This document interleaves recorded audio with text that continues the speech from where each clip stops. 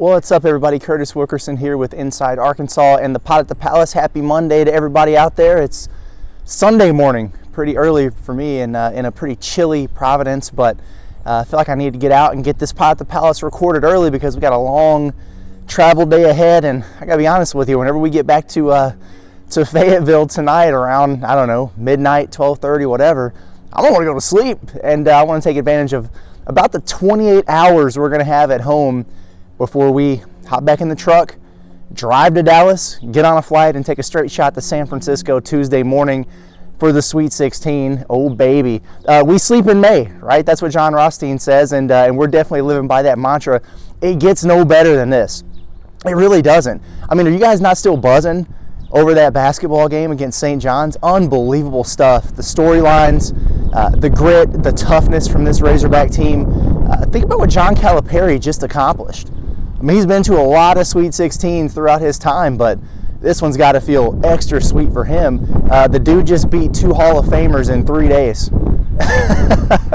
To get back to his second weekend since 2019, Arkansas has been there 4 times in the last 5 years. That is an absolute heck of a run. Heck of a run. We're so excited to get down to San Francisco and be able to continue to share just the stories and the experiences of this basketball team with you guys. We can't wait to do that. And honestly, a huge shout out to all of our sponsors once again, man. Basis Health, HD Roofing and Construction, Bryant Technologies, everybody for making this possible. We certainly appreciate you. Guys hear these ducks? I hope you can hear the ducks that are just in this little pond over here quacking around beside me. It's pretty funny. I feel like I'm being followed. If I get assaulted by ducks on this podcast, that might go viral real quick. But hey, when you guys see us, it's going to be Monday morning. So happy portal season to everybody, right? I know we're still on top of the world because the current season is still going on, but the transfer market is officially open.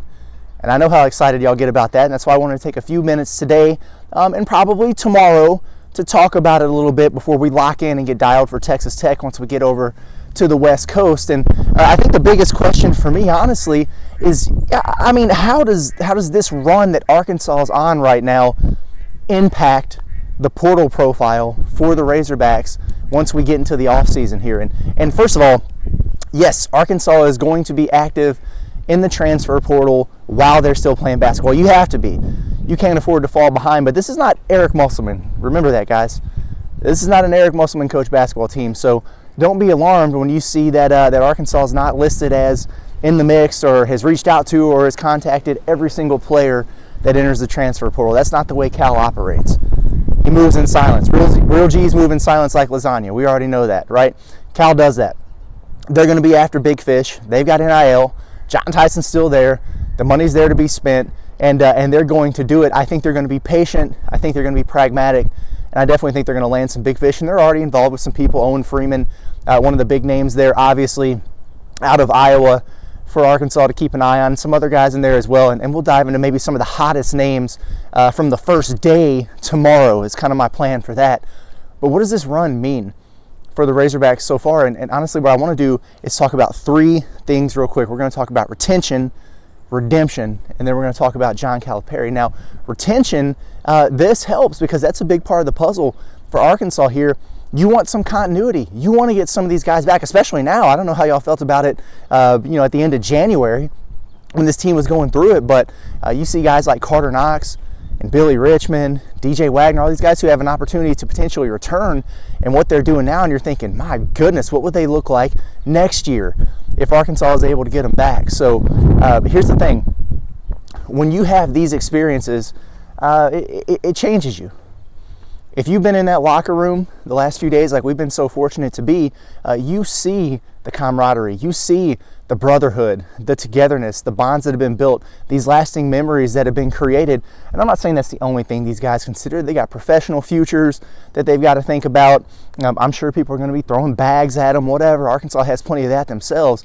But that's something, once you're a part of it, you want to be a part of it again if you had the opportunity. It means something to these guys. They're going to be thinking about that. This only helps, and the further Arkansas gets, I think the better their odds are of getting some more of these guys back. Now, the flip side of that is, well, when you watch Carter Knox against St. John's, you kind of saw a pro there, didn't you? So, you got to consider that as well. Hey, listen, find a fair medium between winning Arkansas enough games to get back to a Final Four and not playing yourself off of the roster next year because you're going to be on an NBA team. Can we do that, please, my guy? But no, it's a good thing. This is a positive. A lot of times when you see a bunch of players off teams hit the portal, it's because the season didn't go the way they wanted it to. And I get it. Yes, it's all about NIL now, but you might not have liked your role, or you didn't get along with the coach, or there was some bad chemistry on the team, or you just stunk and there were a lot of losses and you feel like you need to turn the page and get a fresh start. And there was some of that with Arkansas, I think, building for a while there with the way this was headed, but the way that they have turned it around now has just completely flipped the narrative and the storyline for this team. Redemption is going to be so important. Can they get 3 or 4 guys back on this roster with these incoming freshmen that are so talented, and then go out there and supplement with a handful of transfers and then come back and do this thing again next year? That's what you're looking for there. So, okay, retention. What about redemption? Because this was not trending well for Jonas Aidoo, and it wasn't trending well for Nelly Davis, was it? Widely viewed as bust after being some of the top-ranked transfers in the portal in the offseason, was not going according to plan. Now, we know how much injuries played a factor into that. Nelly fell off the freaking golf cart and hurt himself, and it took him a while to get over that. It took him a while to figure out his role and settle in. Jonas had the foot injury. He had surgery. He wasn't right until just a few weeks ago.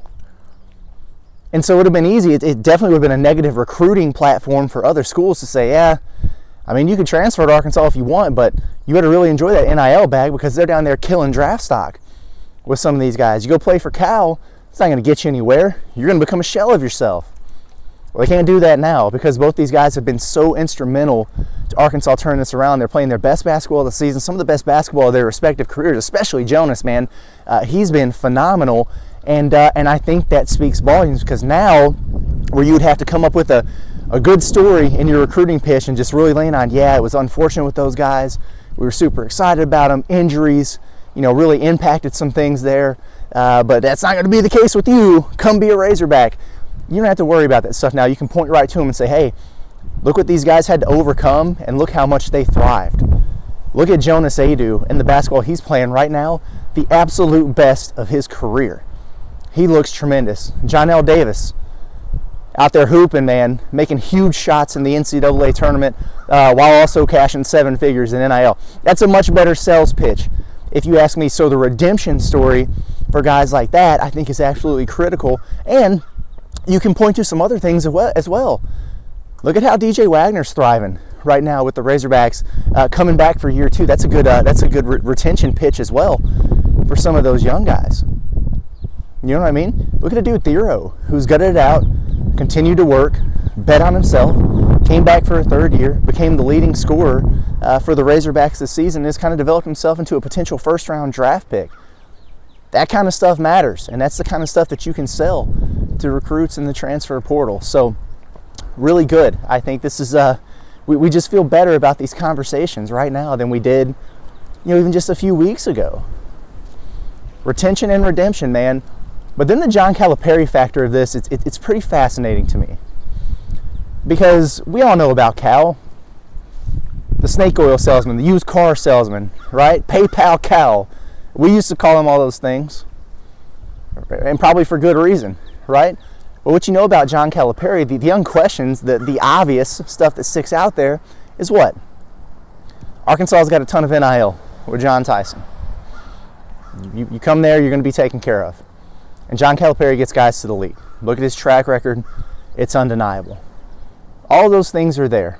They're omnipresent. They're not going anywhere. But what this turnaround has done, I feel like, has really endeared him to an entirely different demographic on more of a national scale. He's escaped some of the allegations that were out there, right? And all of a sudden you look at a guy and you see what? With John Calipari, the winning at a high level is back into the Sweet 16, finding success in March, because that's ultimately, what else do you want if you're a college basketball player than to be well compensated in NIL, play for a coach who can get you to the league, get you where you need to be, and win at a high level and make deep runs in the NCAA tournament while you're there. He's proven that he can still do that. That's one thing. And if you check all the behind the scenes of what's been going on down here, you see the family man. the wife, the daughter, crying, excited, elated for what he's able to do. You see the player's coach, who's just deferring all the credit for this run right back to his team. He's not taking an ounce of credit for it. Buddy, I'd be taking the ultimate victory lap right now if I was John Calipari, saying, hey, you guys have drugged me nonstop for the last 3 or 4 years, run me out of Lexington, Kentucky, and now here I am, and I just beat your 2 kings, Bill Self and Rick Pitino. Give me my flowers. Give him my flowers. But he's not that kind of guy. He's not doing that. Giving all the credit right back to his players. That's pretty impressive stuff. You want to play for a player's coach. That's why they call him a player's coach.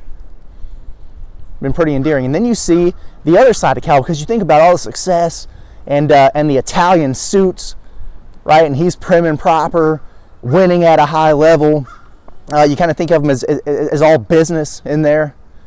Then with the last 2 games, he's getting chased around the locker room, soaked with water bottles, big smiles on his face, showing emotion, celebrating with his basketball team. Why would you not want to play for a guy like that? Arkansas has done well for themselves here. John Calipari has done well for himself.